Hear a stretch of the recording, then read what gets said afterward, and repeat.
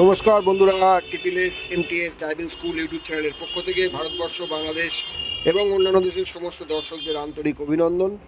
আমরা আপনাদেরকে দেখাচ্ছি যে একটি আতেল ড্রাইভার, যে ড্রাইভার গাড়িটা নিয়ে সমুদ্রের মাঝখানে চলে গেছে। তো আপনারা অবশ্যই, আমি এর আগেও একটি ভিডিও দেখিয়েছিলাম যেখানে আরেকটি গাড়ি নিয়ে মাঝ সমুদ্রে চলে গেছিলো।